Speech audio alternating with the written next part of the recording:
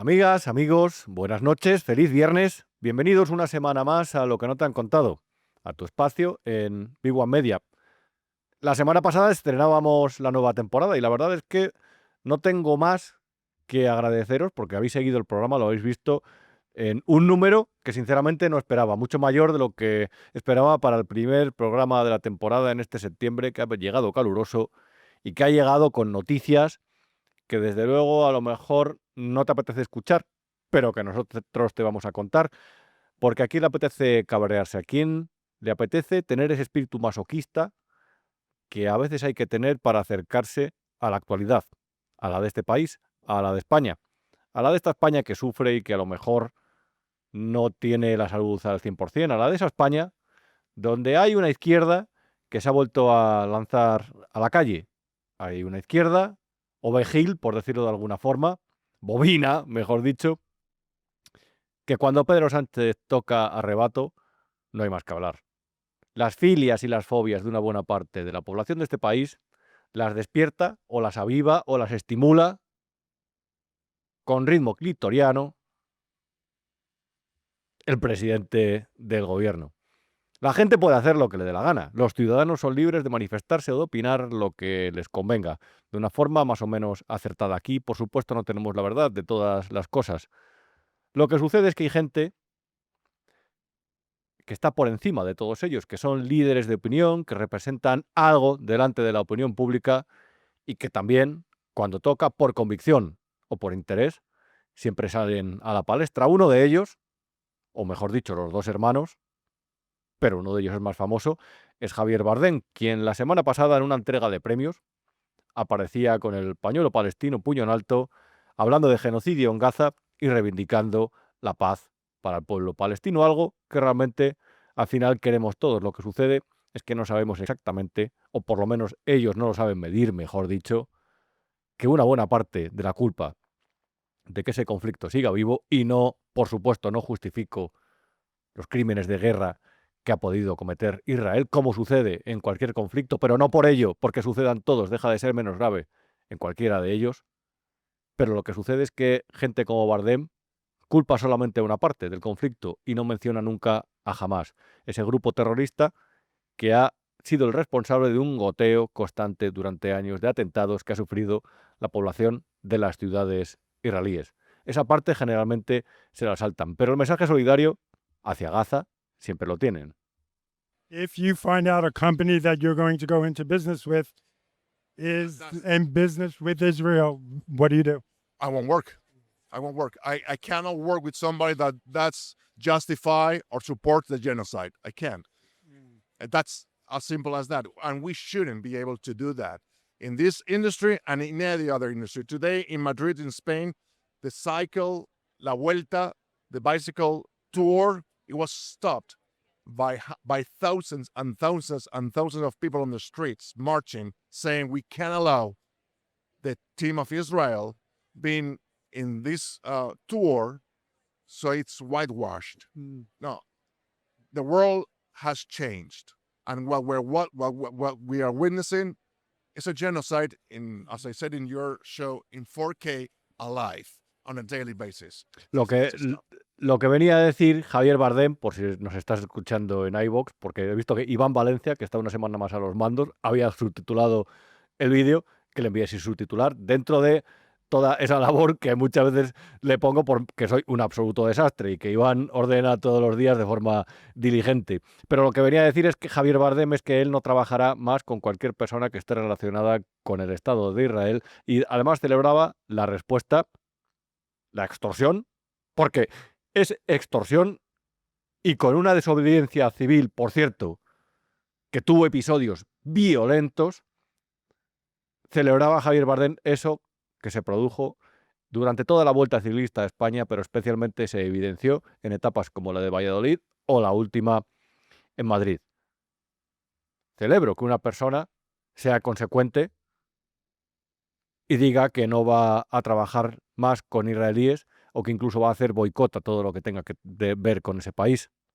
Ahora bien, su mujer, Penélope Cruz, tuvo uno de sus hijos en la clínica Monte Sinaí, privada, de capital judío. ¿Tú defiendes la sanidad pública, tú estás en contra de lo que dices que hace Israel desde hace décadas a los palestinos. Desde luego no parece la actitud más consecuente, pero así ha sido el mundo español de la cultura durante años. Reitero, cada cual puede pensar lo que le venga en gana, lo que le parezca oportuno, cada cual puede defender e intentar argumentar lo mejor que pueda las posturas que él defiende o su visión del mundo. Todas son lícitas, todas las que son legítimas lo son, y algunas son más acertadas que otras. Lo que sucede es que en el artisteo de este país, en el mundo del cine, de la cultura, parece que hay algunos bien pagados, y digo bien pagados, mucho mejor que la media, que por cierto forman una casta mucha más, y un grupo mucho más cerrado de lo que hacen ver cuando hablan de la expresión libre de sus ideas, o cuando hablan en otros foros de socialismo. Ellos son un grupo mucho más cerrado, y ahí siempre, siempre, siempre reman a favor de obra. Cuando gobierna el PSOE, ellos son una especie de ejército, una especie de armada que utiliza el Partido Socialista, en este caso Pedro Sánchez, para que cuando toca, cuando vienen malas, salgan en su defensa. Cuando uno es artista, en realidad lo que tiene que tener, o cuando es periodista, por supuesto, cuando lo que tiene que tener es un espíritu libre. Me parece muy bien que defiendas lo que sea oportuno. Ya si cobras dinero público, que sepas que ya generas un poco de desconfianza. Y ya, si siempre sales a defender al gobierno de turno cuando está el PSOE en el poder, o si siempre sales a manifestarte contra el otro cuando no lo está, en el poder el PSOE, los socialistas, entonces realmente lo que te has convertido es en un soldado, en un esbirro, en una persona que sinceramente no me creo que tenga libertad artística y que no se deje llevar en el proceso de creación por sus manías personales. Y la persona que mejor lo representa en este país es este señor, Pedro Almodóvar. Bueno, voy a leeros una carta de un niño gajatí que naturalmente no entiende lo que está ocurriendo en su país. Ahí me encantaría que supieras y aquí estamos todos pensando en él. Él se ha manifestado, pero es que él siempre se manifiesta de la misma forma. Y eso lo hace desde tiempos inmemoriales. Por cierto, yo no sé si recuerdas, estos dos que te he mostrado, cómo se manifestaron. Bueno, el propio Pedro Almodóvar estaba en la sede del PP el 13 de marzo pidiendo verdad y justicia para con los atentados de 2 días antes. ¿Por qué? ¿Porque consideraba que tenía que haber verdad y justicia ahí? No, porque el PSOE había tocado la campanita y todos los artistas se habían movilizado en su favor, porque su objetivo no era averiguar lo que había pasado en esos terribles atentados. Su objetivo era derrocar al gobierno entonces del Partido Popular y hacer que el candidato que había elegido para que le sucediera, Aznar, que era Mariano Rajoy, perdiera las elecciones en favor del funesto, del lamentable, del misterioso José Luis Rodríguez Zapatero. Ahí la izquierda empezó a utilizar una técnica, ya con José Luis Rodríguez Zapatero, la Secretaría General del partido, una técnica, decía, que ha marcado el discurso, la forma de hacer, el modus operandi del PSOE, de esa izquierda, durante los últimos 20 años en España, de plena decadencia y de polarización creciente, de tensión, de volver a convertir a esta España en un espacio bipolar en el que parece que tiene que haber dos fuerzas enfrentadas e irreconciliables, cuando en realidad, y lo creo de verdad, los hombres de buena voluntad, da igual a lo que voten, son simplemente hombres de buena voluntad. Ahí, en esos años, con el Prestige, con ese discurso revanchista que lo siguió y sobre todo profundamente oportunista, en la época del no a la guerra,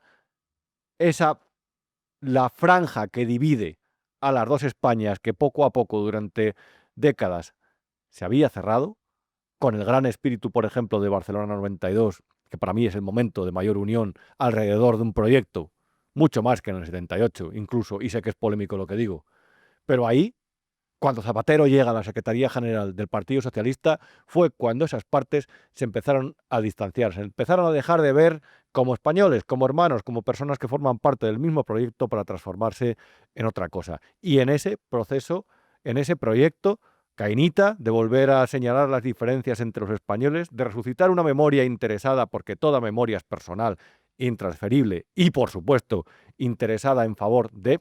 En ese empeño, los actores hicieron su papel dentro del la famosa Gala de los Goya del no a la guerra. Por último, recordar a los gobernantes que ganar las elecciones no es un cheque en blanco para hacer lo que se quiera. Tienen la obligación de escuchar al pueblo. Y nosotros decimos que somos una gran mayoría y decimos no a la guerra. Gracias. Y yo entonces también desconfié, evidentemente, dentro de mi juventud, de la guerra. Y por supuesto de aquella teoría disparatada, parece ser, de las armas de destrucción masiva. El problema es que el análisis de estos actores no era geopolítico, era político, nacional. Querían apartar al Partido Popular del gobierno de este país. Querían imponer, de nuevo, o presionar para que el Partido Socialista volviera al poder. Están en su derecho, por supuesto, de pedir el voto, de ponerse aquí el dedito, la ceja, para quien consideren oportuno. Pero entonces ya no se pueden vender como espíritus libres o como pensadores que, fruto de sus reflexiones, crean obras, publican. Lo que son en realidad son afiliados de un partido que a la hora de la verdad siempre se van a poner en fila y van a firmar justo en el espacio, debajo de la carta, debajo del manifiesto que les indique el presidente, el líder del partido. Ahí están los Gran Wyoming, los Miguel Ríos, Ana Belén, Víctor Manuel, Javier Bardem o Pedro Almodóvar, que en el episodio más ridículo de su largo historial está aquello de que cuando Pedro Sánchez publicó aquella carta a la ciudadanía para desviar la atención sobre los casos de corrupción que estaban afectando a él y a su familia y a su partido, ahí, en ese momento tan completamente repugnante en el que un presidente del gobierno intentó dar un paso adelante hacia alguna parte para engañar, para confundir, para manipular a los españoles y decirles que todo obedecía a una persecución, las causas judiciales que se habían abierto, obedecía a una persecución de los pseudomedios, de la máquina del fango y de la ultraderecha, ahí fue cuando Pedro Almodóvar, en un ridículo absoluto de persona que chochea, escribió en el diario.es una carta en la que dijo que cuando había sido consciente del sufrimiento del presidente del gobierno, se había puesto a llorar. Señor, busque un asistente. Señor, hágaselo mirar, porque ha perdido usted poco a poco la cabeza. Y no se diferencia de otras personas que, dentro de ese afán de convertir el Partido Socialista en una especie de religión de sustitución y su ideología en dogma de fe, creen en el presidente del gobierno como si fuera su papa, su mesías. Una persona mística. Pedro Sánchez. Pedro Sánchez, un maniquí, un muñeco vacío, una persona que vive por y para el poder y que hay que reconocerle cierto mérito a la hora de consumar maniobras para mantenerse en la presidencia, para aferrarse al trono, pero que fuera de eso es alguien vacío, alguien profundamente dañino para España, si se me permite. En estos casos, cuando alguien defiende a alguien así como Pedro Almodóvar, no se diferencia mucho de las señoras que van a Ferraz a aplaudir.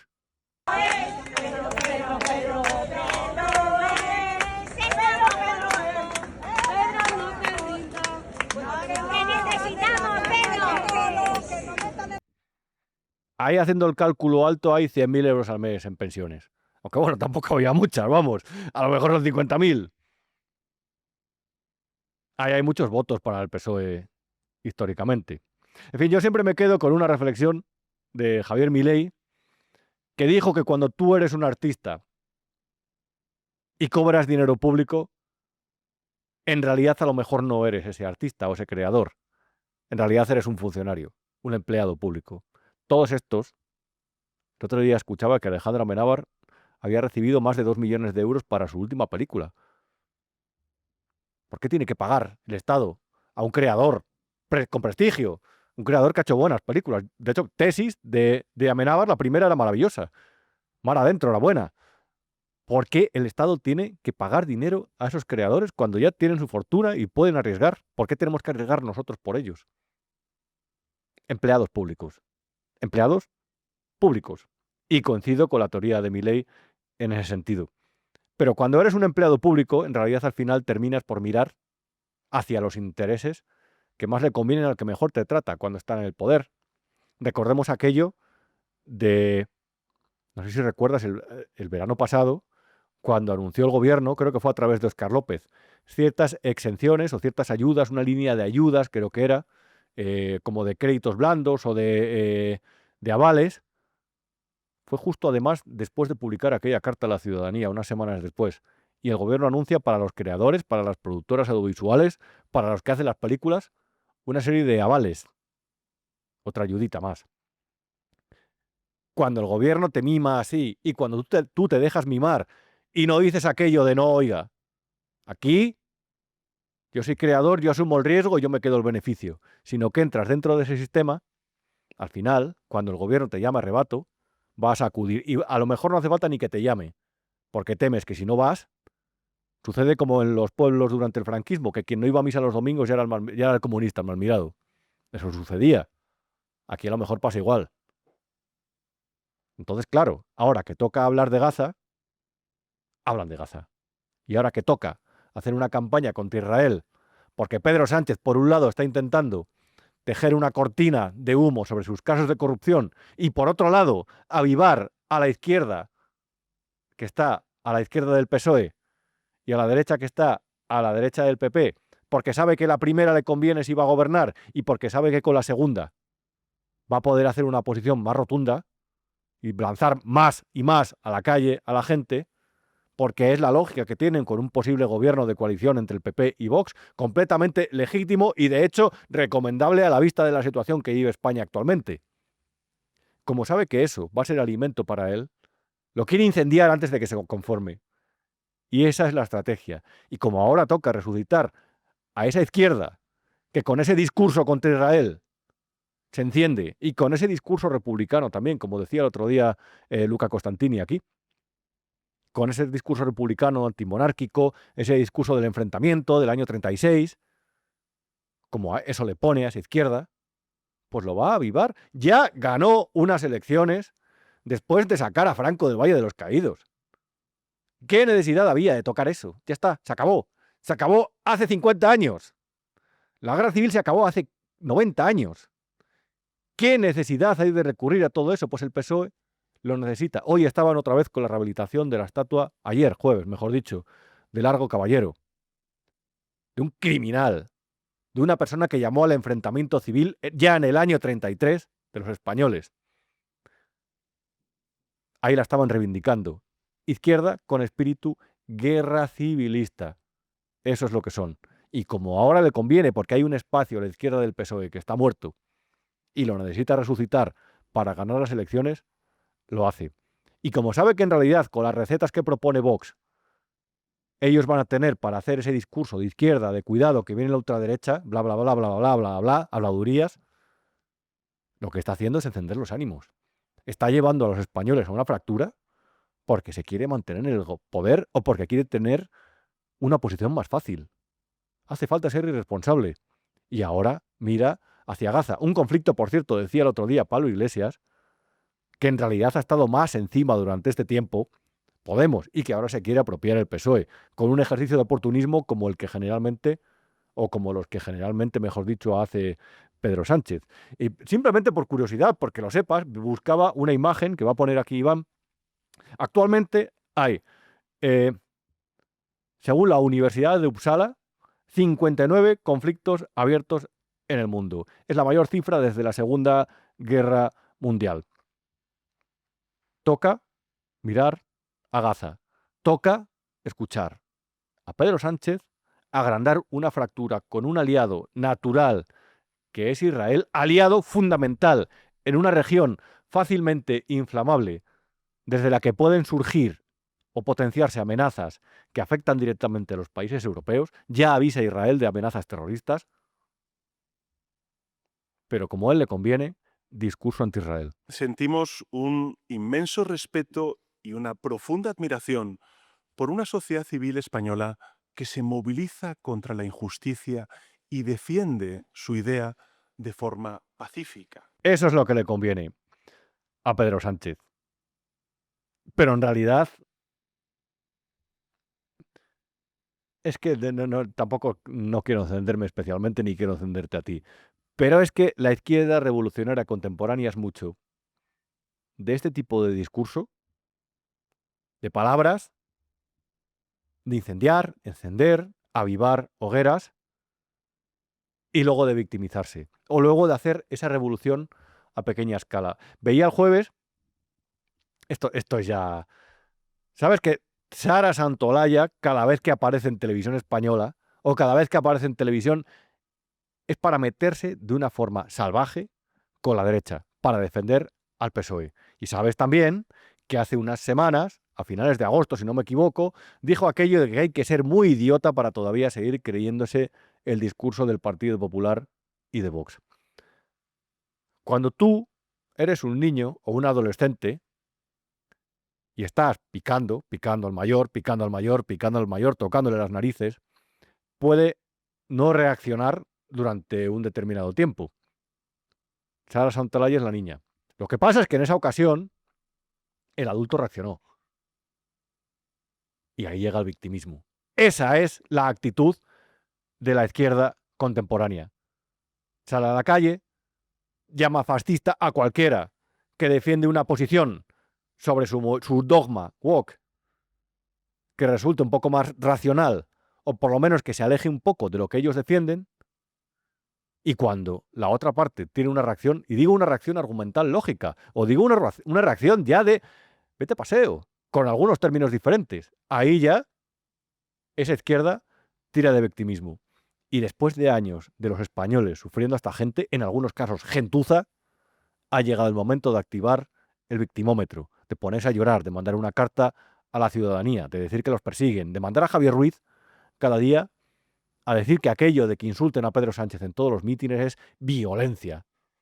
Eso sí, cuando hay que cortar la vuelta a España, ahí ya no hay violencia. Ahí llega el majadero del delegado de gobierno en Madrid y dice que ahí no hay nada.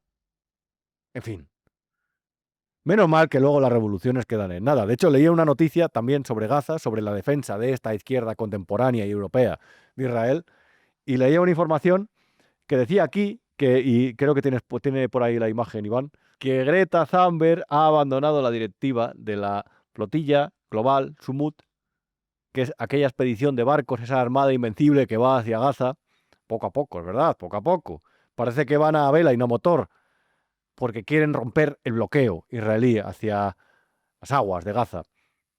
Claro, eso es una fiesta a padre, y se está viendo más los vídeos, por ejemplo, de aquella rubia que parece que se levanta todos los días de resaca, y se está viendo más que ahí han ido a pasárselo bien. También está Ada Colau, por cierto, y Greta, que Greta es la más consecuente de todos. Es verdad que de vez en cuando se le va a la cabeza, que es malhumorada, que, no sé, que parece que le pasa algo, algún problema emocional oculto, algún fallo en la psique, alguna pintura o algún, no sé, algún hilo que se quedó ahí por tocar o por quitar. Hay algo que no está hilvanado, pero no está cosido del todo, por ahí parece en esa mente. Pero es verdad que es la más seria y la más consecuente de todas ellas, la niña climática. Y ha dicho que no se lo están tomando muy en serio y que dimite de la directiva. Ha dicho que la revolución que hacen ellos es peor que la suya. Y hombre, a lo mejor, si vemos esta imagen, un poco de razón tiene, porque te puedo asegurar que durante todos los días en los que he podido ver el seguimiento de todos los barcos que conforman esta flotilla, casualmente estaban en un sitio que es maravilloso, un sitio al que tú te podrías ir perfectamente de vacaciones. Un sitio cojonudo, vamos. De hecho, el otro día tenía una broma y decía, estoy seguro que acaban en las Islas Griegas, que pasan por Mykonos y por Santorini. Pues el número 5, que ves allá a la derecha, ya está por allí. Pero es que dices, si trazas una línea y ves los puertos que hay en el norte de África, tienen una trayectoria más corta y más recta hacia Gaza, hacia donde quieren romper el bloqueo aquí. Estos mamarrachos. Pero casualmente terminaron en Sicilia, casualmente también se pasaron unos días en Ibiza y en Menorca, y ahora van camino de las Islas Griegas. Se están pegando unas vacaciones, padre. Greta, que sepas que eres la más razonable y la mejor revolucionaria de todos ellos. Se lo han ido a pasar fenomenal. Vaya banda, vaya banda. Menos mal que tampoco los palestinos que lo hayan visto se lo habrán tomado muy en serio, porque vaya banda. En fin, vamos a hablar en este programa porque vamos a tener aquí a Alejandro Entrambas-Aguas, que acaba de publicar un libro que se llama La Sagrada Familia y que te recomiendo encarecidamente. Vamos a hablar de una información que aparecía el otro día en el debate y que de verdad ahí me dejaba a cuadros, que decía que el hermano de Pedro Sánchez vivió durante un tiempo escondido en el Palacio de la Moncloa, que coincidía precisamente en un momento en el que se acababa de empadronar en Portugal. Pero es que iba más. La cosa es que un día después, también Alejandro Entramasaguas publicaba que Moncloa puso a disposición de la pareja de David Azagra, del maestro Azagra, de ese gran compositor y músico que tenemos el placer de tener en España, de disfrutar de creaciones como la danza de las chirimoyas, pues este señor está con una japonesa. Y Moncloa puso a su disposición una ambulancia para sus revisiones ginecológicas. Esta semana también conocíamos otro asunto que tiene que ver con las presuntas corruptelas de la Sagrada Familia. Lo digo por resumir rápido. La asistente de Begoña Gómez acusa al juez Peinado de hacer una instrucción Schrödinger para solicitar correos que antes rechazó. Básicamente, simplemente por resumir el tema, una de las cuestiones que está investigando el juez Peinado es si una persona que pagamos con dinero público que trabaja para Moncloa ejerció la labor de asistente para Begoña Gómez. Begoña Gómez estuvo la semana pasada en los juzgados de Plaza de Castilla, te lo explicamos, y afirmó que de forma ocasional y casi como favor, ella trabajó para Begoña. Pero claro, el juez Peinado, que es perro viejo y que se las sabe todas y que está haciendo un trabajo extraordinario, pese a, como decía Miguel Ángel Pérez la semana pasada, ha tenido errores en la instrucción, como puede pasar, como suele pasar. En este caso, lo que pasó es que ha pedido los correos electrónicos que se han intercambiado durante los últimos 7 años para comprobar si Begoña ha ido a sede judicial y ha dicho la verdad o se ha incurrido en falso testimonio y va para adelante. Todo esto, evidentemente, es lo importante. Lo que pasa es que ellos lo están intentando tapar con la gran cortina de humo del asunto de Israel. Y como hacen falta propagandistas, como hace falta periodistas convertidos, reconvertidos en otra cosa, en empleados públicos también, para tapar todo esto, pues sobra decir que mañana, tarde y noche en Radio Televisión Española se han dedicado a difundir este asunto. Y por supuesto, Javier Ruiz ha abundado en la crisis de Israel, que se ha transformado en ahora, si va a Israel, nosotros no vamos a Eurovisión. Partido Popular está jugando la carta de esto se hace para tapar escándalos de Pedro Sánchez. Esto es exactamente lo que está diciendo hoy Isabel Díaz Ayuso. Han caído Irlanda, Eslovenia, Islandia y Países Bajos. La manta que pretende tapar esto debe de ser internacional. Pero bueno, el argumento político hoy es este. Y luego tenemos también a la persona que ha debutado esta semana en la televisión pública, Gonzalo Miró, el hijo de Pilar. Socialista de cuna y socialista por convicción, posteriormente. Bueno, tampoco ha desarrollado mucho las ideas desde la cuna hasta la actualidad, como se aprecia simplemente al escucharle hablar. Le han dado un programa en televisión española. El programa cuesta 3,5 millones de euros en sus primeros capítulos, sus primeros episodios, el primer contrato que han firmado. Y ahí, como era el que faltaba, Gonzalo Miró, y como es de la órbita socialista, pues por supuesto había que ponerle a la parrilla. Le han puesto y, oh casualidad, defiende las mismas tesis exactamente, sin salirse ni un milímetro de la línea que traza Moncloa, es lo que defiende, lo que le conviene a Pedro Sánchez. Se trata de aislar a Israel como nación. El pueblo español ha hablado. El otro día hablaron los ciudadanos madrileños y lo han hecho en varias ciudades de España para intentar boicotear la Vuelta a España. ¿Por qué no intentamos que eso sea un punto de inflexión? Gonzalo, una pregunta. ¿Dónde está Wally? ¿Dónde está Wally? Mientras ellos están con estas cosas, las corruptelas, los casos de corrupción, los titulares y las filtraciones que afirman que les vienen curvas, que afirman que desde el punto desde el punto de vista ético les va a costar mantenerse en el gobierno. Es que no deberían de estar directamente ya con los escándalos que les han saltado. Pero esto, créeme, les va a poner un poco más contra las cuerdas. Vamos a entrevistar a Alejandro Entramasaguas porque realmente su libro, que me comentaba que lo terminó de escribir hace unas semanas, está tan de actualidad y puede ayudarte a saber tantas cosas sobre cuál es la actualidad, el por qué hemos llegado hasta aquí, el por qué hemos consentido que esta familia de cutres, de gente hortera, de una especie de monarcas, de políticos con aspiraciones de monarcas, de gente aventurera, osada, cómo hemos permitido que hayan llegado hasta aquí. Esa es una de las claves que da Alejandro Entramasaguas en el libro, pero sobre todo lo que explica también es lo que ha sucedido en ámbitos absolutamente turbios y oscuros en algunos casos y sobre todo también por dónde pueden ir los tiros en el futuro de estas causas judiciales. Vamos a hablar con Alejandro. En Big One Media tenemos un club de socios y la verdad quería aprovechar este momento para pedirte colaboración en la medida de lo posible. Un pequeño gesto para ti es algo muy grande para esta casa en la que con independencia, con rigor y sobre todo con nuestro estilo característico, sin dependencias de ningún tipo, de ninguna administración pública ni de ninguna de las empresas del IBEX, te contamos la actualidad, te contamos lo que pasa en España, con rigor, como te decía, y además de forma libre. Así que, en la medida de lo posible, como te decía, colabora y únete al club de socios de Big One Media. Alejandro Trampasaguas, un placer ¿Qué tenerte tal, por aquí. de Rubén? verdad. ¿Cómo estás? El placer es mío. Desde la última vez que te vi por aquí te has hecho más famoso y además no ha sido ni por ningún tipo de luz ni de fanfarria, ha sido por tus informaciones.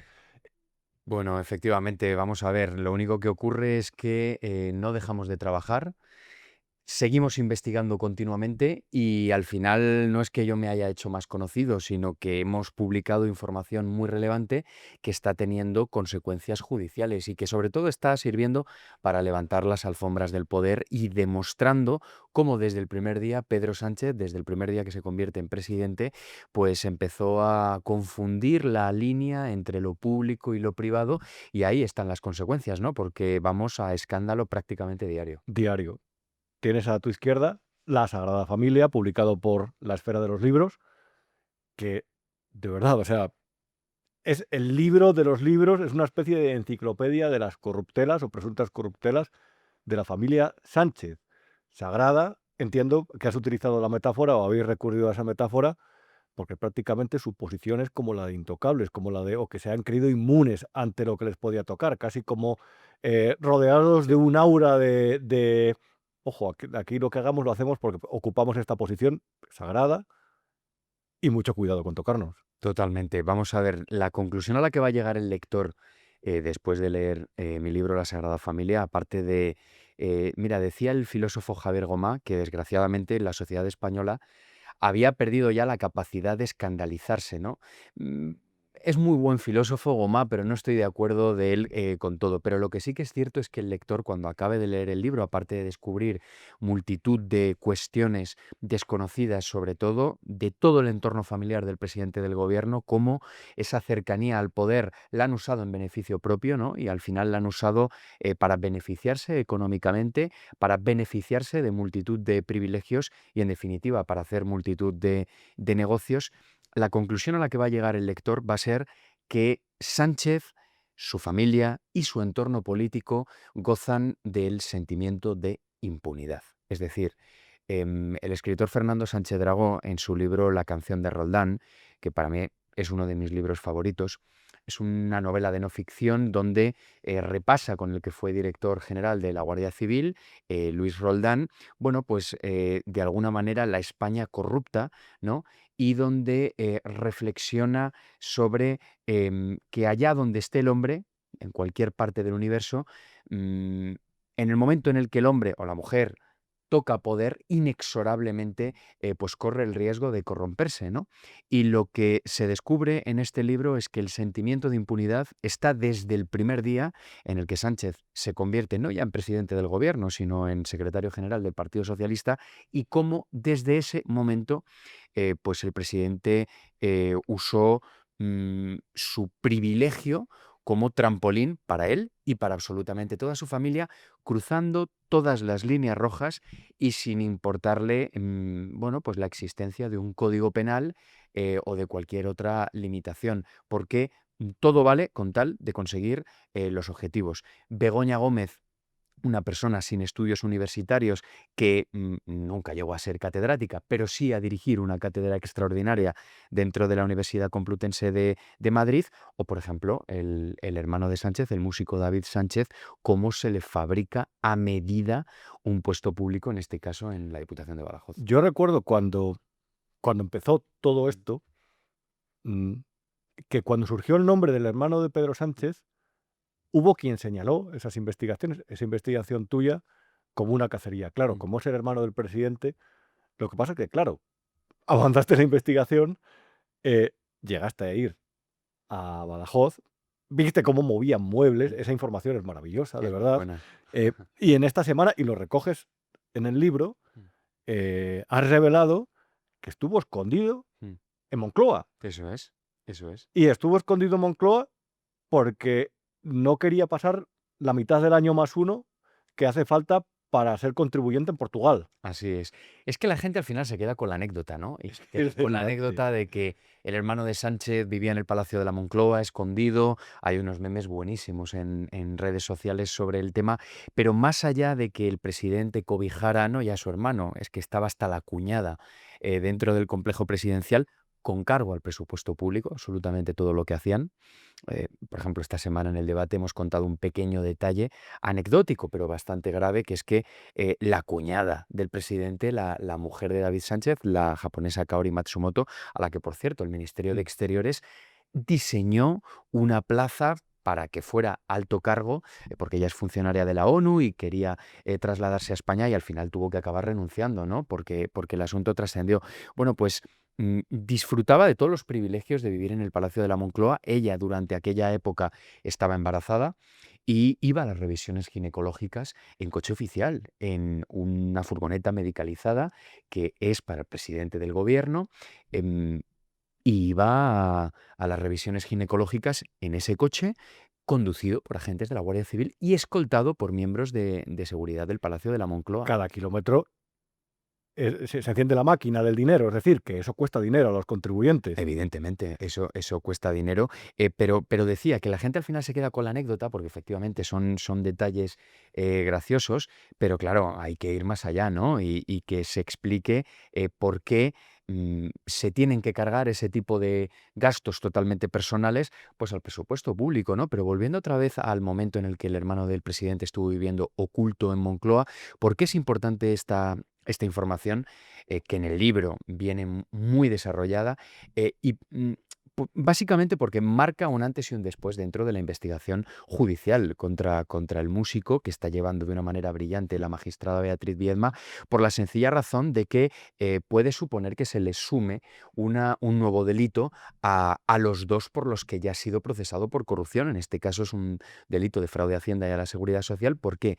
Porque en el momento en el que vivía en Moncloa, simulaba que lo estaba haciendo en Portugal con el objetivo de pagar menos impuestos. Y es ahí donde verdaderamente está la importancia de ese asunto. En un palacete que además compró abandonado Mm. para tener, digamos, un lugar de residencia y asignado, ¿no? Esa fue la táctica que él usa para comenzar a beneficiarse de los tipos impositivos del país vecino, ¿no? Él hace dos cuestiones. En primer lugar, lo que hace es alquilarse una habitación en un hotel dentro de la ciudad portuguesa de Elvas, que está muy cerca de la frontera española, tan solo a 20 minutos en coche de Badajoz. Por cierto, una ciudad muy bonita, donde se come muy bien, muy buen marisco y muy buen pescado, y es una ciudad preciosa. Has estado por He ahí, estado claro. muchas veces, y en el libro el lector lo verá, aparte de que va a descubrir todos estos escándalos de corrupción con mucho más detalle y otros que no han trascendido, el lector va a vivir en primera persona cómo se practica el periodismo de investigación, porque en ambos casos, tanto en el del hermano del presidente como en el de Begoña Gómez, cuento la intrahistoria de muchas de las investigaciones. Ahora estamos hablando de la conclusión de las investigaciones que ven la luz, pero en el libro se ve la intrahistoria, o sea, es decir, se ve cómo yo no soy un periodista que me paso 24 horas en una redacción y espero que me suene el teléfono para que me cuenten la información, la contrasto y la publico. No, yo soy un periodista de investigación que lo que más me gusta o la parte que más me gusta de mi trabajo es la investigación de campo, la investigación sobre el terreno. Ya he perdido la cuenta de la cantidad de veces que viajé a Badajoz y a Portugal para investigar este asunto, pero no me quedo corto si te digo que fueron entre 10 y 15 veces, ¿no? Y lo mejor fueron las 5 primeras, porque las 5 primeras veces que viajé a Badajoz y a Portugal, aún no había comenzado a publicar nada sobre el hermano de Sánchez y por lo tanto podía llevar a cabo seguimientos a los implicados, a los protagonistas dentro de todo este asunto, sin que ellos se sintieran vigilados. Y eso me permitía observar cómo cometían errores, cómo cometían fraudes, como por ejemplo, que a pesar de que ostentaba el alto cargo en la Diputación de Badajoz no iba a trabajar, cómo le fabricaron a medida esa plaza y sobre todo el gran fraude que supuso la mudanza a Elvas. Como te decía, él llevó a cabo dos tácticas, ¿no? Lo primero que hizo fue alquilarse una habitación en un hotel.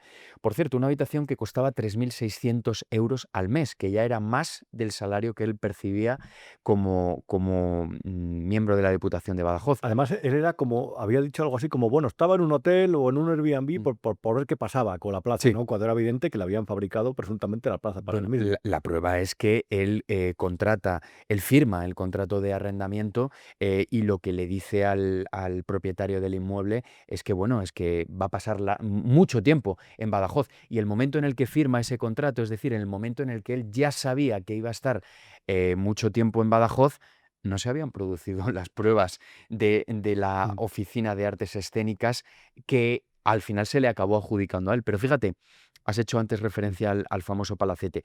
Eso fue lo segundo que hizo para, bueno, pues justificar esa mudanza fiscal a Portugal. Lo que hizo fue adquirir un palacete que estaba en ruinas, un palacete que estaba en ruinas y que sigue en ruinas.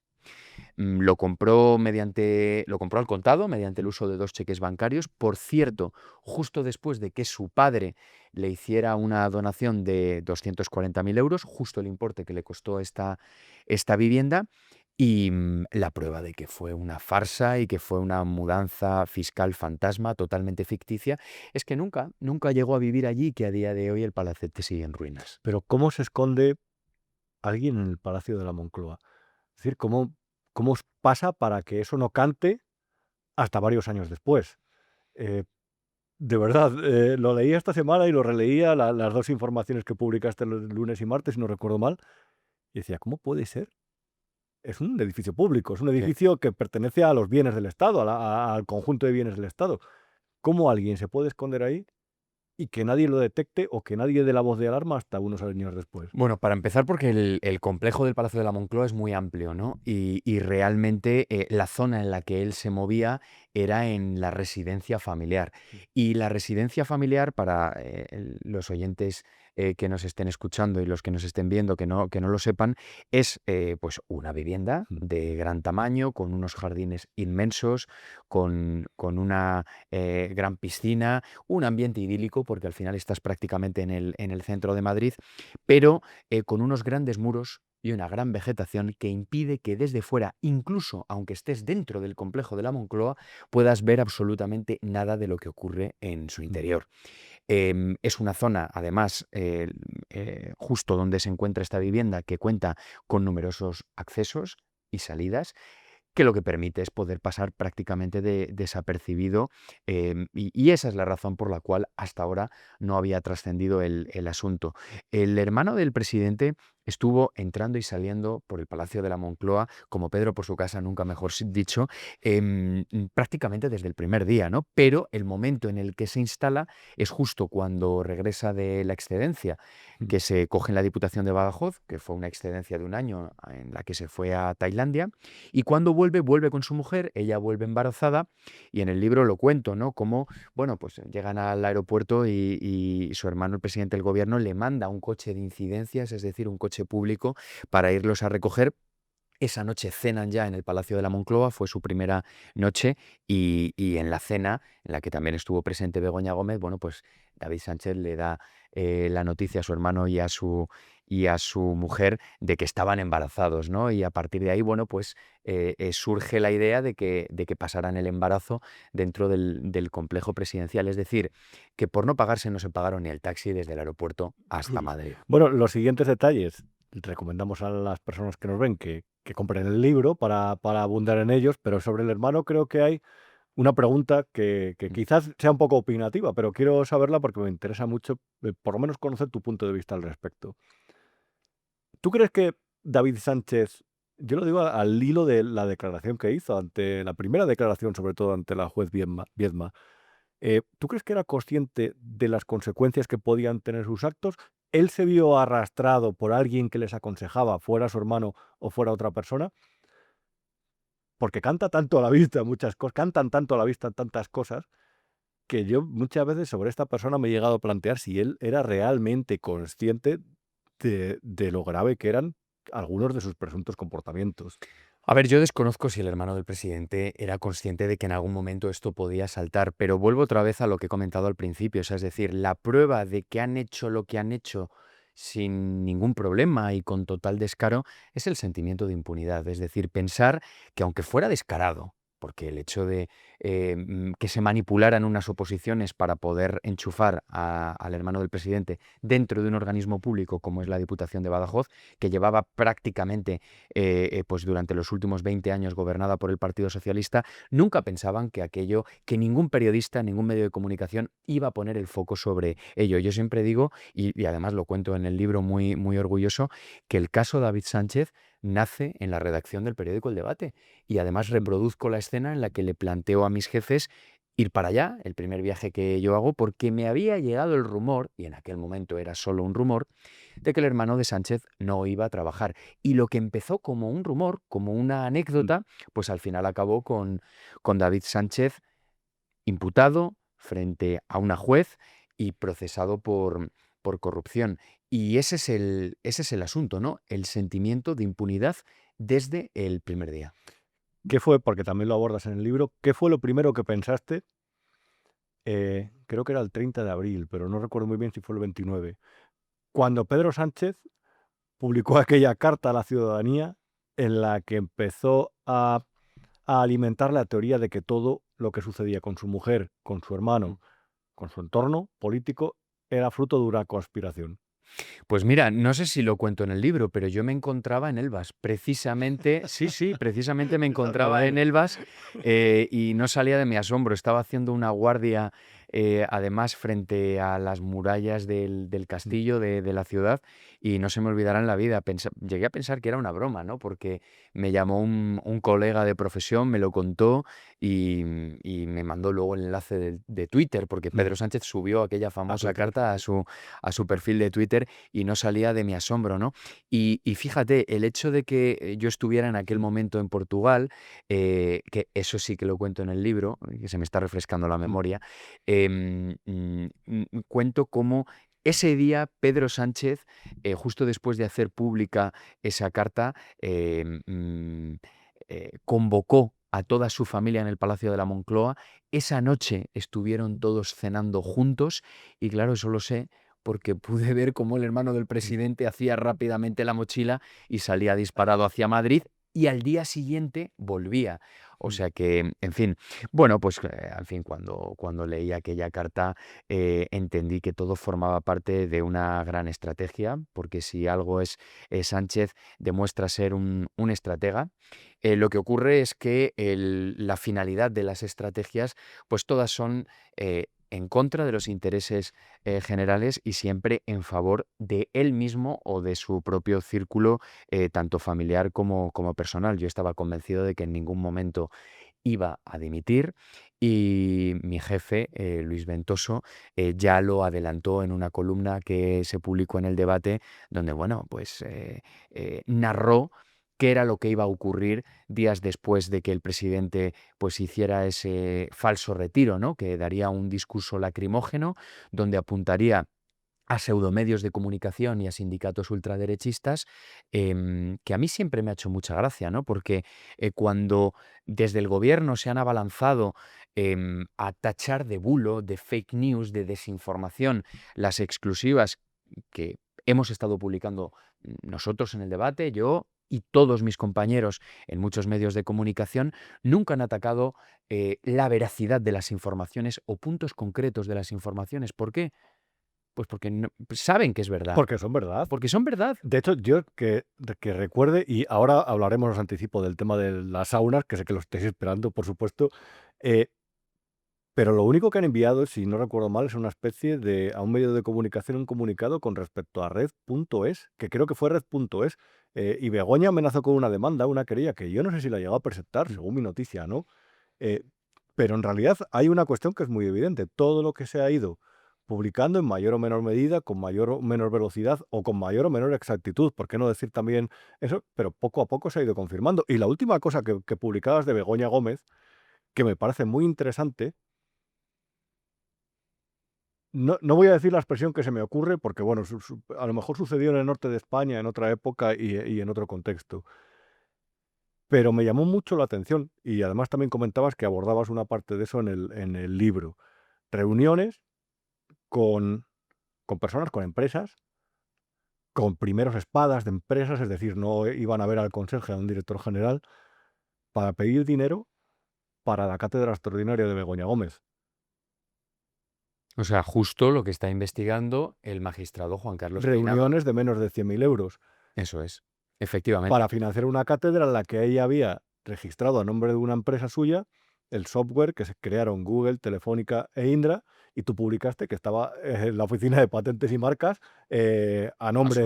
a su Y nombre. de hecho el domicilio que dio Begoña Gómez para registrar esa marca era el piso de Pozuelo de Alarcón donde residía con Sánchez antes de llegar al Palacio de la Moncloa, ¿Y de quién era ese piso? comprado con dinero de Sabiniano Gómez, el suegro del presidente, que amasó una gran fortuna con los prostíbulos que operaban camuflados como saunas.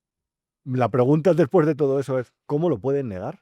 Es decir, ¿es la mejor Porque- estrategia? Sí, porque niegan lo evidente. O sea, por mucho que haya documentación, porque la hay, por mucho que haya grabaciones, que las hay, lo siguen negando. Al igual que Santos Cerdán niega que sea su voz la que aparece en las grabaciones que está investigando la Unidad Central Operativa de la Guardia Civil, donde se habla del pago de comisiones y de mordidas.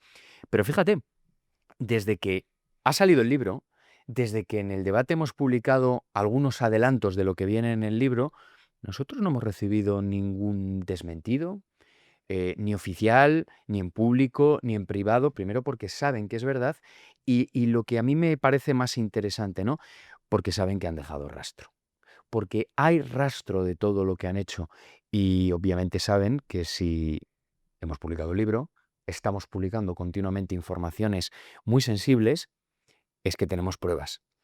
Y si no, que nos lleven delante de un juez y se muestran, ¿no? Ellos son conscientes, como digo, de que hay ese rastro y el episodio al que hacía referencia sobre Begoña Gómez es dantesco. Y además es que coincide milimétricamente con lo que están investigando los tribunales, que es cómo, por un lado, usó desde el primer día su condición de mujer del presidente del gobierno para hacer negocios, es decir, un delito de tráfico de influencias, y el delito de malversación de fondos públicos al contratar desde el Palacio de la Moncloa a una íntima amiga suya, no para que lleve a cabo las labores propias de la labor por la que ha sido fichada, que es gestionarle la agenda y los actos que pueda tener, sino ayudarla a enriquecerse personalmente. Pedían además cantidades de menos de 100.000 euros para Eso no es. tener que pasar por el auditor, si no me equivoco. Sí. Las grandes empresas me refiero. Y luego recibieron una llamada de Moncloa diciendo, el presidente del gobierno está muy agradecido con usted. Eso es, y has dado en la clave, porque eso lo que demuestra es que Pedro Sánchez no solo era conocedor de todo lo que hacía su esposa, sino que le prestó toda la cobertura posible, y qué mejor cobertura que el Palacio de la Moncloa, ¿no? El modus operandi siempre era el mismo. La asesora de Begoña Gómez llamaba al presidente de alguna empresa del IBEX 35, nosotros en el libro contamos 2 casos, eh, bueno, decía que la mujer del presidente tenía mucho interés en poder presentar sus proyectos. Estos 2 presidentes recibieron a Begoña Gómez, que durante 1 hora estuvo mostrando una serie de diapositivas de PowerPoint donde vendía, bueno, pues lo que ella podía ofrecer.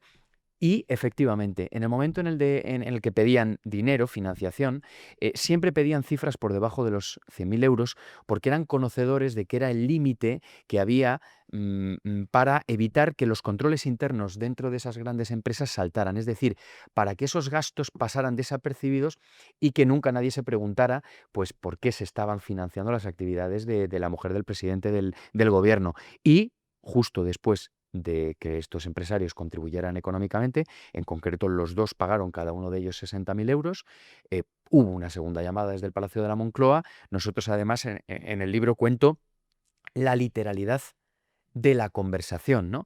En donde la asesora de Begoña Gómez, bueno, pues dio las gracias a estos empresarios en nombre del presidente del gobierno y les agradeció esa sensibilidad que habían demostrado, no solo por haber recibido a su esposa, sino por haber financiado sus Pero negocios. de verdad, vuelvo a la anterior pregunta porque me parece muy sorprendente. ¿De verdad no sospechaban que esa actividad podía ser puesta en tela de juicio o judicializada? Es decir, ¿de verdad pensaban que esa actividad era legal? O no estoy diciendo que es ilegal porque no se ha juzgado, claro. Pero de verdad no llegaban a ver Mm. que eso desprendía cierto tufillo extraño, no lo sé, de verdad no se ponían en otros casos que hemos tenido a lo largo de la historia en los que se han producido situaciones similares en otros ámbitos. Pues la prueba es que no, la prueba es que no.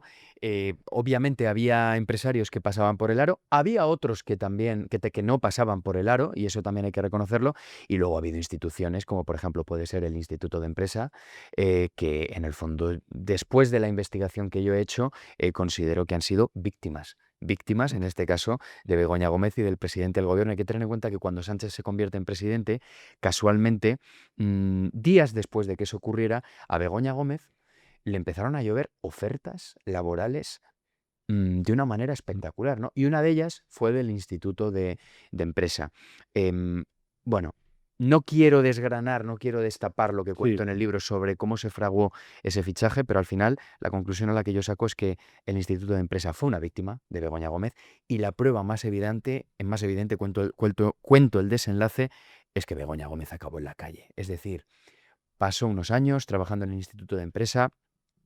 El Instituto de Empresa sabe cómo se fraguó esa contratación y sabe que hubo influencias por parte de Pedro Sánchez para que se fichara a su esposa, y la prueba es que esta señora acabó en la calle cuando vieron la manera en que tenía de trabajar.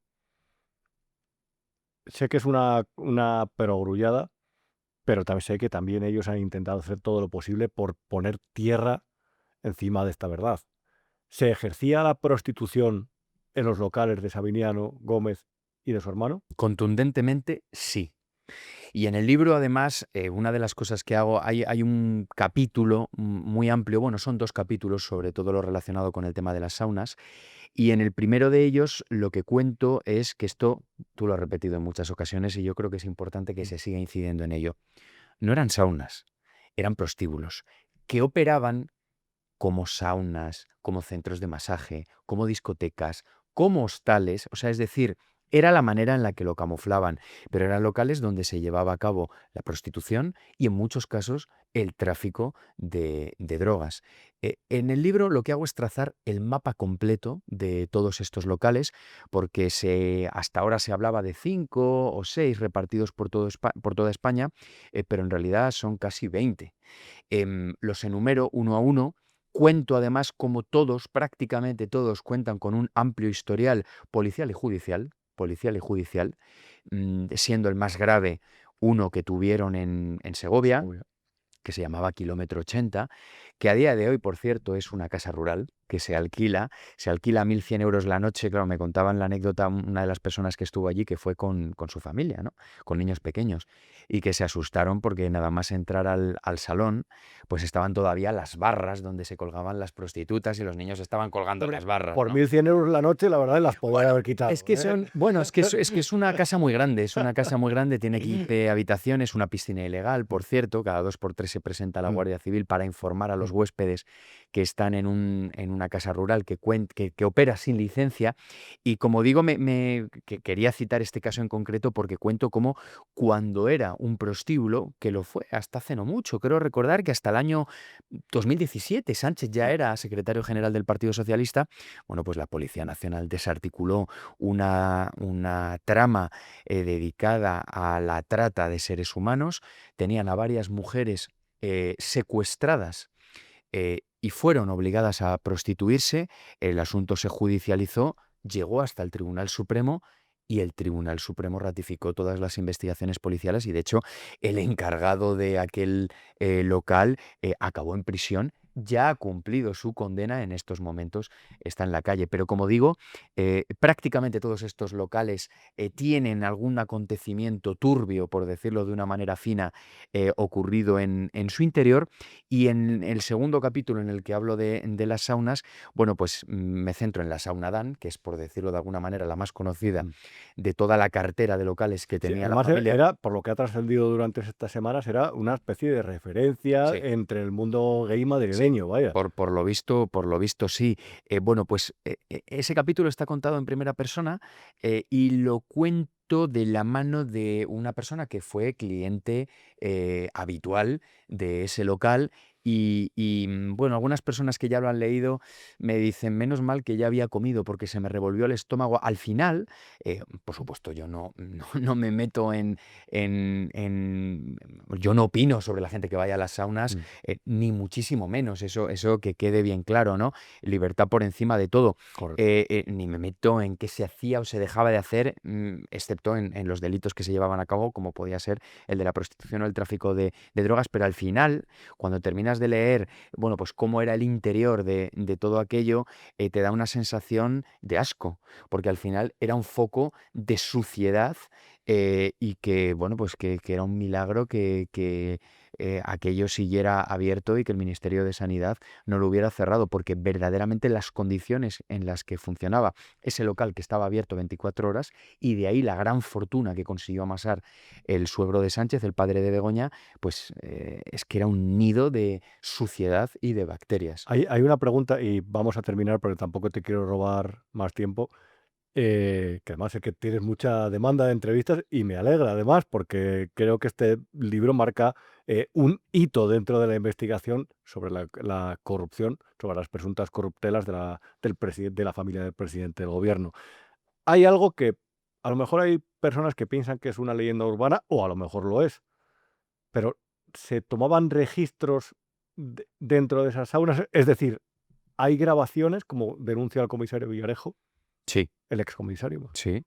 Hay grabaciones y es que hay documentación que acredita todo esto. Sí que es cierto que el comisario Villarejo fue el primero que comentó este asunto. Nosotros lo pudimos contrastar con otras fuentes, otros cuerpos policiales, como por ejemplo la Policía Municipal de Madrid, y en concreto en el libro cuento cómo la policía, una patrulla, localizó cámaras y micrófonos escondidos en 2 locales ubicados en el centro de Madrid.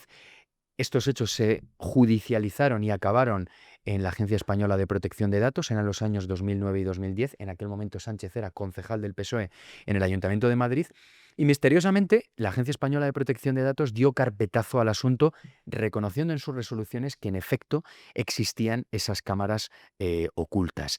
¿Quién dirigía esa institución? Bueno, pues un dirigente del PSOE llamado Artemio Rayo, que casualmente, cuando Zapatero pierde el gobierno, se queda prácticamente desahuciado de la política, y que Sánchez, cuando regresa a la Secretaría General del PSOE, es uno de los grandes primeros nombramientos que hace, ¿no? Lo coloca primero como diputado en el Congreso, luego como senador, ahora está de diputado. Bueno, lo que es fácilmente interpretable como, bueno, pues que te devuelve el favor, ¿no? O sea, es decir, tú en su día tapaste algo que podía haber trabado para siempre mi carrera política, ¿no? Porque si eso se hubiera descubierto en aquel momento, posiblemente Sánchez nunca hubiera llegado a presidente, y años después, con dinero público de por medio, te devuelvo el favor. Alejandro, para terminar, todo esto terminará, porque ahora le ha salpicado al presidente del gobierno, pero es verdad que desde su condición de presidente, desde su inmunidad, no hablo ya directamente de los cargos que se puedan desatar en el partido o aumentar en el partido. Ni siquiera hablo de lo que pueda pasar en el terreno Caribe, etcétera, que tú también has publicado muchas cosas al respecto. Me refiero a la cuestión familiar. Todo esto le salpicará. Podemos ver en el futuro a Sánchez con problemas con la justicia, quizás en un periodo de expresidente, evidentemente, por las cuestiones familiares, por las cuestiones de las otras partes, las otras 2 patas de la Sagrada Familia. Yo estoy convencido de que sí, y por eso Sánchez está tratando de dilatar en el tiempo su salida como presidente del gobierno. En el momento en el que eso ocurra, ya se habrá buscado algún destino en el extranjero, y ese es el verdadero miedo del presidente del gobierno. Por eso se aferra al sillón de manera continua. Antes era porque estaba obsesionado por el poder, pero ahora vemos que es que no tiene otra alternativa y que él es muy consciente de que eso va a ocurrir. Y además, por una sencilla razón, porque ya no es solo su entorno familiar o 2 de los que fueron su mano derecha dentro del Partido Socialista, que son José Luis Ábalos y Santos Cerdán.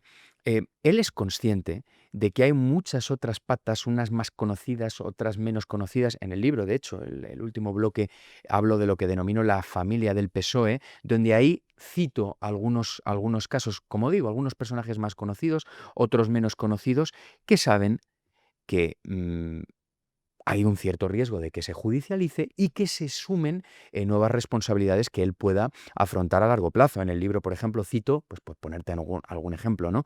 Como la pareja de Francina Armengol, la presidenta del Congreso, a raíz de que ella fuera nombrada la tercera autoridad del Estado, bueno, pues su pareja tenía unos viveros en Palma de Mallorca ruinosos, con unas plantas en estado de putrefacción, y te lo digo porque estuve yo allí en los viveros, pues empezó a recibir una lluvia de subvenciones, ¿no? Cito también, por ejemplo, el caso del presidente del Tribunal Económico Administrativo Central, José Antonio Marcos San Juan, que fue número 3 de la ministra María Jesús Montero y que actualmente está siendo investigado por la Fiscalía Anticorrupción a raíz de las investigaciones que hemos llevado a cabo en el debate. Bueno, pues este señor se dedicaba a cobrar mordidas, comisiones ilegales de empresarios a cambio de archivar pleitos fiscales, ¿no? O sea, es decir, Sánchez está muy preocupado por lo que ha trascendido, por lo que está judicializado, pero es que lo peor es que aún queda mucho por salir. Alejandro Entramasaguas, muchas gracias, te deseo muchos éxitos con el libro, lo recomiendo. Espero además después del programa que podamos ver un número 1, un número 2 en Amazon, porque lo hayáis comprado, creo que es muy recomendable y creo además es casi como un manual Sí. o una guía de consulta sobre las corruptelas que afectan al que todavía es presidente del gobierno y a la presidenta. Podemos Sí, decir, bueno, sí. Pero fíjate, te digo una cosa. Yo sobre todo he disfrutado mucho escribiendo este libro. Primero, pues porque, en fin, el lector va a descubrir muchas cuestiones, ¿no? Y luego, ya lo descubrirás. Yo este libro se lo dedico a mis fuentes. Porque las fuentes para el periodista de investigación son lo más importante. Y al final hay mucha gente que piensa que las fuentes de los grandes escándalos de corrupción son políticos, son empresarios de primer nivel. Sí, es cierto que hay veces que lo son, pero en la mayoría de las ocasiones son la exmujer de un alto cargo que vio cómo se ingresaba más dinero de la cuenta y cómo continuamente había efectivo, el vecino del político de turno que veía desde la ventana cómo cada día llegaba con un coche distinto y cómo o la empezó a engrosar su patrimonio inmobiliario. Es decir, y todo ese testimonio de todas esas personas, de todas esas fuentes, para los periodistas de investigación es fundamental para empezar a tirar del hilo. Y de hecho yo animo, por eso dedico el libro a las fuentes, a que todo aquel que haya tenido conocimiento de hechos de corrupción se ponga en contacto con un periodista de investigación, porque, eso es y más ya acabo, común de lo que parece. Las muy personas que común, te mandan un correo muy electrónico común, o un mensaje, te buscan en las muy redes común. sociales y te dicen, mira, he visto esto y me preocupa porque es así. Muy Gente- común. Y esos son los verdaderos héroes. Por eso yo les dedico el libro, ¿no? Y que sobre todo que tengan la seguridad y la tranquilidad de que el periodista de investigación tiene la obligación de permanecer, de permanecer sus identidades en el anonimato, y tienen que ser conscientes que las fuentes no se revelan y que los periodistas de investigación estamos amparados constitucionalmente y no tenemos por qué decirle a un juez la identidad de esas fuentes. Y yo creo que eso es importante porque muchas veces, en la mayoría de las ocasiones, esas personas, esas fuentes son clave para contar lo que otros quieren ocultar. Muchas gracias, Alejandro. Gracias a ti. Muchos éxitos, mucha suerte y te leemos cada día en el debate. Un placer, gracias Rubén. También quería tratar, después de esta entrevista, una cuestión que me parece interesante. Leí el otro día al secretario de Estado de Seguridad Social, que se llama Borja Suárez, en una entrevista que decía: la democracia no puede concebirse sin el sistema público de pensiones y para financiarlo es perfectamente posible encontrar nuevos ámbitos de esfuerzo impositivo. Detrás de esta declaración de intenciones hay un evidente intento de mantener la actual política para con las pensiones contributivas españolas, que en realidad suponen el grueso del gasto. Hablaremos en otro programa especial que quiero hacer al respecto, pero suponen el grueso del gasto público actual. Frente a cualquier política que implique hacer viable el sistema, o frente a cualquier medida que anuncie de recorte, de eliminar la asfixia, evitar la asfixia del contribuyente, ya nos amenazan con más impuestos. Y todo esto suena un poco a tomadura de pelo cuando se ve que realmente al final, de cara a Hacienda, hay unos sufridores y algunos que gozan de una posición privilegiada, heredada o motivada precisamente por su situación política o por la forma en la que pueden presionar al gobierno de turno. Mercedes Herrayer, amiga del programa, como bien sabes, publicaba esta información en Voz Populi el pasado miércoles, si no me equivoco. La justicia obliga a Hacienda a retratarse por no investigar donaciones de más de 14 millones de euros a Artur Mas y a Puigdemont. Y otro amigo del programa, que es Esaú Alarcón, publicaba ese día un artículo en el que decía: este es el misterio de la denuncia olvidada. A mí este asunto me parece muy relevante porque explica en lo que se ha convertido la España actual. Pero yo creo que hay que abundar un poco en él, no sé qué te parece. Vamos a llamar a Esaú Alarcón para que nos explique de qué va todo esto. Esaú Alarcón, amigo del programa, creo que es la tercera vez que te molestamos, que te llamamos para que nos expliques algo. De verdad, encantados de tenerte por aquí. Igualmente, encantado de colaborar con vosotros, lo que queráis. Publicabas el miércoles, si no me equivoco, un artículo en Voz Populi en el que hablabas de un tema que me parece interesante y es una decisión judicial que básicamente lo que hace es, si no me equivoco, echar por tierra cierta pasividad de Hacienda con respecto a unas donaciones a partidos independentistas. ¿Cómo se lo podemos, o a organizaciones independentistas, cómo se lo podemos describir a las personas que nos vean?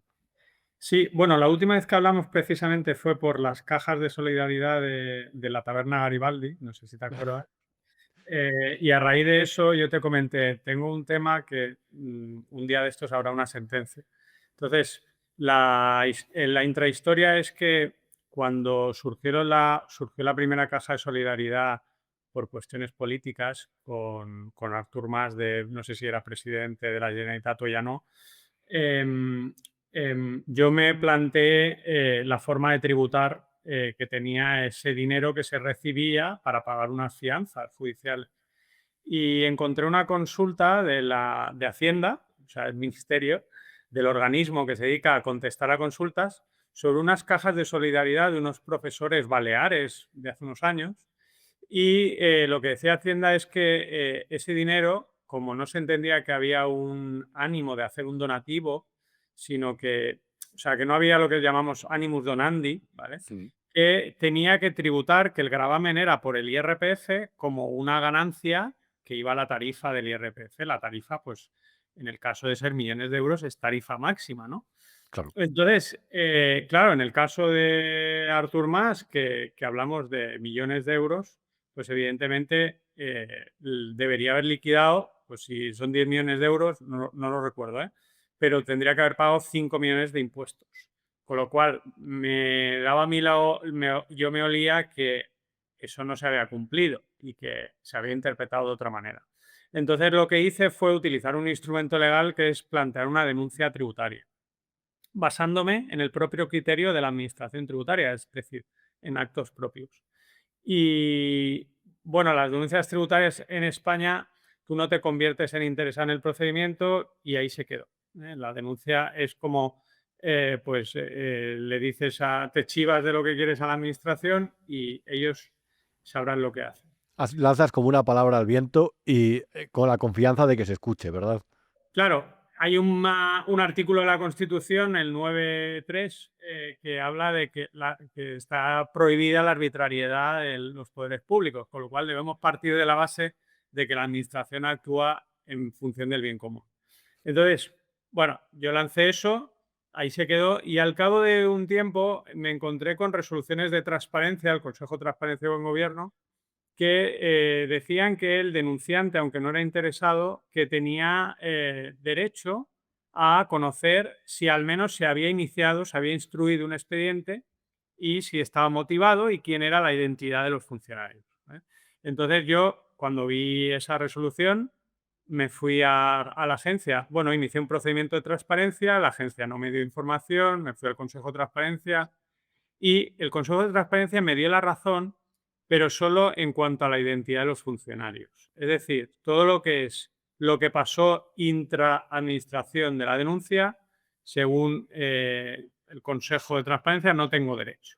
Ninguno tenemos derecho a saber qué ha pasado con el expediente. Entonces, bueno, la Administración Tributaria se negó a cumplir con la resolución y al final acabó cumpliendo a regañadientes, diciéndome que el instructor del expediente era el delegado especial, o sea, era algo circular. Bueno, no me estás diciendo lo que dice la resolución.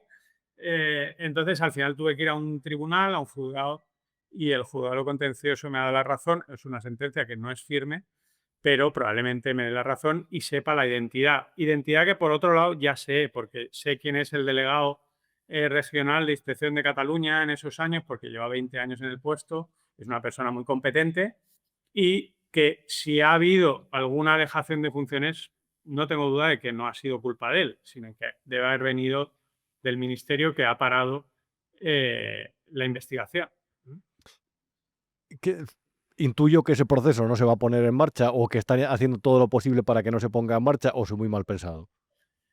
Bueno, ya no se puede poner en marcha porque eso ya habría prescrito. Vale. Yo no hay duda que probablemente habría prescrito. A ver, lo paradójico del caso, y por eso me alerta, es que la administración tributaria, como he dicho, ha de ir a favor, o sea, ha de defender el interés general. Y si la administración tiene un criterio jurídico sobre cómo debe tributar algo, cuál es el gravamen, debe seguir ese criterio de la Dirección General de Tributos, que es el organismo, el cerebro del Ministerio de Hacienda. Entonces, el hecho de que no se haya tramitado, como estoy seguro que no se ha tramitado, ningún procedimiento de investigación, ninguna inspección tributaria por esta cuestión, pues en el fondo es una desviación de poder. ¿Por qué? Porque tú deberías haber como mínimo investigado y una vez investigado, pues tomar decisiones y seguir. La administración tributaria está obligada legalmente por la Ley General Tributaria a seguir el criterio de la Dirección General de Tributos. Pero lo sorprendente es que no se haya seguido, es que no se haya instruido un expediente en este caso. Y probablemente es por motivos políticos.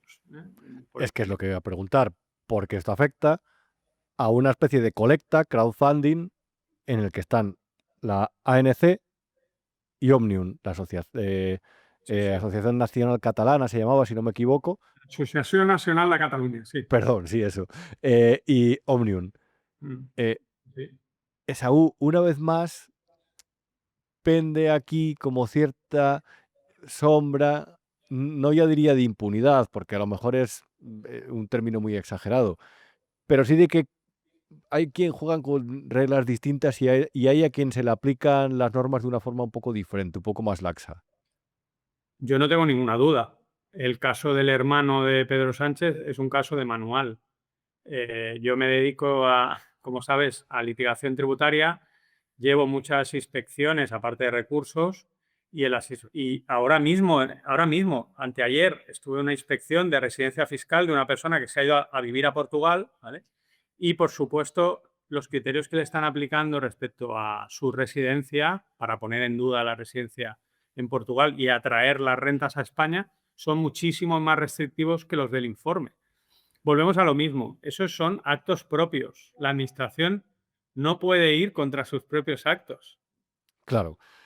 Yo simplemente por contextualizar, el gobierno llegó a criticar la decisión, porque es que también va de dinero en realidad, la decisión de los fiscales del Tribunal Supremo, aquel escrito, en el que decía que a lo mejor la ley de amnistía no se podía aplicar sobre la malversación que afectaba a Carles Puigdemont. Esto también va de dinerito, esto va de cosas de impuestos que se ha gastado mal o que se ha gastado en un fin.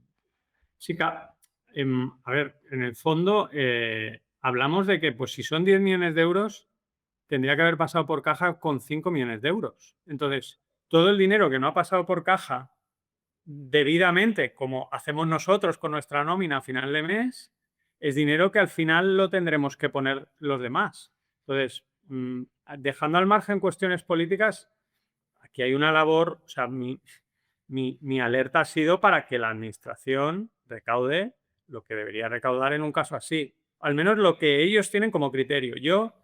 Mi denuncia era totalmente aséptica. Yo dije, hay dos escenarios. El de la ganancia patrimonial y el de donaciones. Pero el de donaciones no es el criterio de la administración. Entonces, por eso yo lo denuncié por una cuestión social realmente. Y luego hay otra cosa importante que creo que para que la gente alucine un poco. Todo esto que te explico es de Artur Mas, año 14, 17, ¿no? Pero luego vino el procés fuerte, ¿no? La parte fuerte del procés. Cuando digo la parte fuerte del procés, hubo más garantías, hubo más fianzas, hubo más gente en la cárcel, etcétera, más dinero, ¿vale? Llegamos a 16 millones de euros en total. ¿Qué se hizo cuando ya se preveía que iba a haber esas fianzas? Yo no sé si fue por mi denuncia y por mi alerta, ¿vale? Pero se cambió la ley. En el año 2020, el Parlamento de Cataluña cambió la ley, dictó una ley, la Ley 5/2020, en pleno COVID, ¿vale? Y esa ley, aparte de empeorar la situación de los fallecidos desde el 1 de mayo del 2020, es decir, en Cataluña hubo 2 tipos de muertos de COVID. Los muertos de COVID hasta el 31 de abril no pagaban impuestos. Y a partir del 1 de mayo del 2020 pagaban lo que no está escrito. Entonces había muertos de primera y de segunda de COVID. O sea, no se puede hacer una legislación más mendaz y miserable. Pero bueno, con independencia de esto, en esa norma, la Ley 5/2020, se introdujo una bonificación en el impuesto de donaciones, a ver si sé explicarlo, una bonificación en impuesto de donaciones de Cataluña para todo el dinero que fuera recaudado por una caja de solidaridad, lo llaman una asociación con fines de tal, no sé qué, pero en realidad estaba pensando en la caja de solidaridad y que esa caja de solidaridad se la diera a un tercero, le hiciera un donativo a un tercero, pues para lo que fuera. Pues ese donativo no paga impuesto de donaciones en Cataluña. O sea, que antes de que les hiciera la amnistía ad hoc, ellos ya tenían cierta experiencia en hacer leyes para defenderse a ellos mismos. Bueno, hombre, aquí en Cataluña somos expertos en defraudar las leyes, en las propias leyes. Pero, Esaú, simplemente una pregunta porque creo que es interesante, aunque lo explicaste muy bien en el caso de la taberna Garibaldi, la de Pablo Iglesias, pero imaginemos, no lo sé, que salimos tú y yo con huchas por la calle para cualquier causa, yo qué sé, pues para la causa contra, no sé, la caza de la ballena blanca. Y de repente, pues pasito a pasito, moneda a moneda, recaudamos 10 millones de euros. Eso tiene que pasar por filtro de Hacienda. Claro, evidentemente tiene que pasar el filtro de Hacienda. Si es una entidad de carácter social, pues hay que ver si eso va a tributar en su impuesto de sociedades, a qué lo va a dedicar, etcétera. Pero evidentemente tiene que pasar por el filtro de Hacienda. Pero ahí voy, ¿entra dentro de esa actividad social, por ejemplo, una taberna, un bar donde se venden tapas y menús revolucionarios? No, evidentemente financiar la ampliación del local de Pablo Iglesias no entra en. Y luego lo que hablamos el otro día, que hay un tema de blanqueo de capitales. Aquí hay gente que habrá puesto 10 euros, pero probablemente habrá dinero ilícito que venga de actividades criminales. O incluso dinero negro. Hay un supermercado catalán muy conocido que ha puesto mucho dinero para la independencia. Pues eso tiene que salir, tendría que verse. Y ahora ahora viene el reverso, porque con la amnistía se prevé que ese dinero que se ha pagado en fianzas, etcétera, se va a devolver, al menos una parte de ese dinero. Entonces, claro, ahora la duda es si esa caja de solidaridad se queda con el dinero, ¿va a tributar en el impuesto de sociales por eso? Porque debería tributar por el impuesto de sociedades. El impuesto de sociedades son el 25%. Calcula el 25% de 16 millones de euros. Son 4 millones de euros que no van a pagar ellos y los pagaremos nosotros, tú y yo, por un lado, ¿vale? O sea que, bueno, al final hablamos de dinero, pero además dinero que deriva es dinero utilizado en actividades en contra de la Constitución. De verdad, Esaú, qué tarde terminamos de trabajar algunos, qué disgustos nos llevamos en mayo o en junio, cuánto nos pide Hacienda y cuánto le damos, y de verdad, qué bien se lo pasan otros, ¿eh? Sí, mira, ayer saqué una columna en Voz Populi y una tuitera me contestó, es que aquí se nota su odio a los independientes, a Cataluña no, pues, decirme odio a Cataluña a mí, que soy catalán, de varias generaciones ya hay, pero me dijo, odio a los independentistas, digo, no, si no se trata, es que esto es lo de mirar la luna, mirar el dedo cuando está la luna, no es eso, es que al final, si ese dinero no se ingresa porque no ingresarlo, lo va a tener que pagar usted y yo. Pero bueno, En fin, qué país. Esaú Alarcón, de verdad, muchísimas gracias por atendernos una semana más. Seguro que te tengo que llamar alguna vez más durante la temporada. Espero que eh, estés dispuesto a ello. claro que sí, cuando quieras. Y que Gracias, sean Esaú. cosas más agradables. Gracias, espero. Y ya para terminar el programa, la sección El pueblo ha hablado. Que sabes que todos estos mensajes los selecciono en el grupo de Telegram, que verás aquí, la verdad son varias siglas, nunca las digo bien, por eso siempre Iván me echa una mano y pone por aquí el cartelito de Telegram. Y esta semana me habéis enviado diferentes cuestiones que voy a leer aquí en la pantalla en respuesta a dos preguntas. En primer lugar, ¿te sientes bien? ¿Te sientes satisfecho? ¿Te sientes contento, realizado por el mero hecho de que a lo mejor España no concursa en el Festival de Eurovisión como boicot a Israel y ni siquiera lo emiten por televisión española?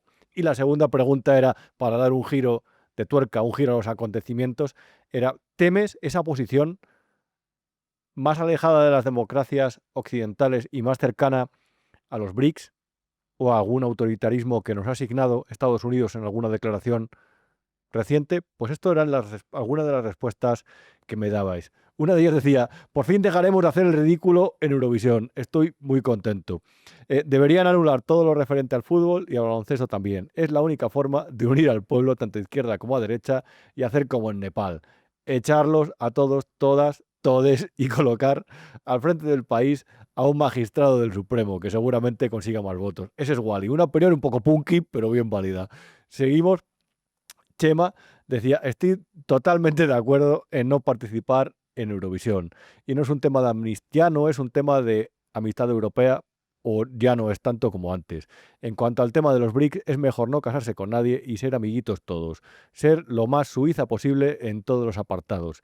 China evoluciona y Estados Unidos está en fase de decadencia. Había más respuestas, como por ejemplo la de Lex Chell, que decía que Radio Televisión Española no retransmita Eurovisión, es lo mejor. Así nos ahorramos el suplicio de ver a media Europa disfrazada de neón cantando lo mismo siempre, y de paso a unos cuantos españoles, si no lo emiten, que se libran de fingir que les gusta. Sin duda va a ser un descanso para nuestros ojos y para nuestros tímpanos. Y luego hacía una reflexión sobre esto que comentaba de los BRICS. Decía, a ver, si es...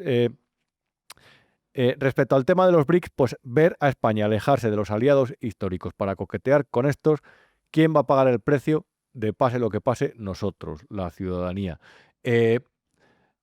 Simón, bueno, decía, creo como a muchos nos dará igual si emiten Eurovisión o no. No es algo que España como país haya tomado nunca en serio. El mayor problema es por qué lo sustituirán.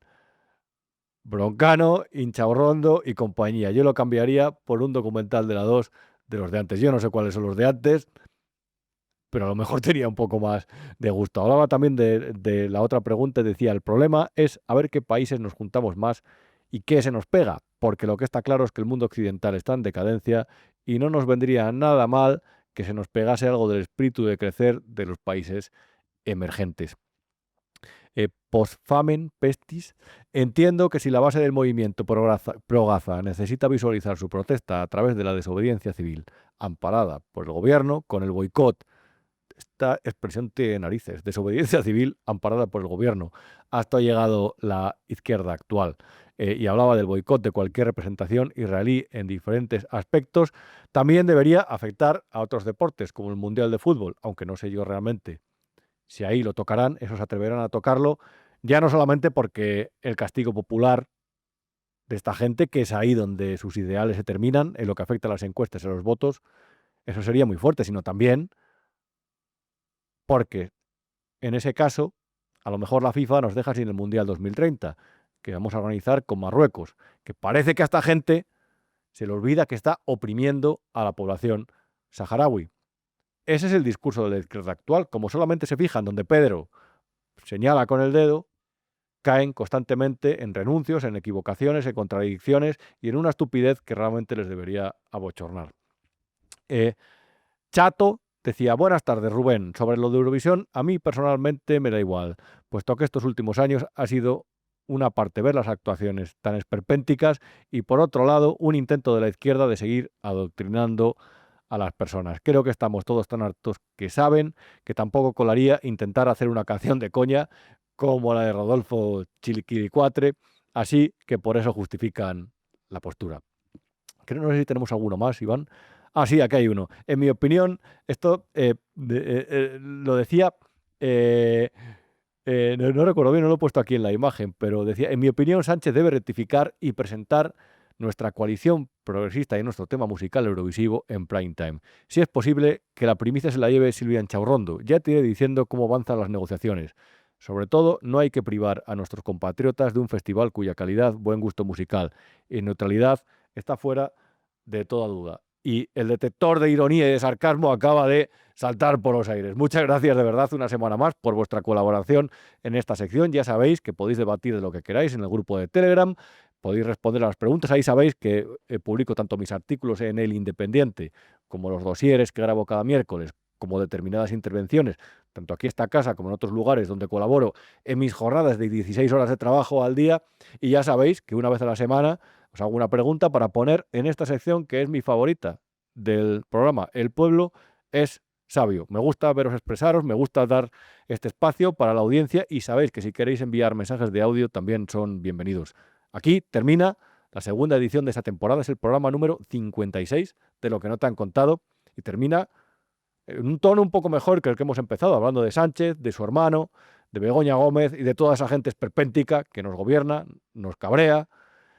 Pero bueno, por lo menos nos da que hablar y nos da para pasar estos viernes un rato bueno en compañía, aquí en Big One Media, como todas las semanas, como todos los días. El próximo viernes te espero por aquí y en esta casa o en Big One Plus. Suscríbete a Big One Plus si todavía no lo has hecho y activa la campanita para que te salten las alertas en el teléfono móvil cada vez que publicamos un vídeo exclusivo, cada día. Ahí, en esos dos canales, os esperamos. Y aquí, una vez a la semana, los viernes a las 9 de la noche, en Lo que no te han contado. Se acaba el calor este fin de semana, así que espero que por lo menos puedas disfrutar de los últimos días del verano. Gracias, espero haberte acompañado y ayudado a informarte y buenas noches.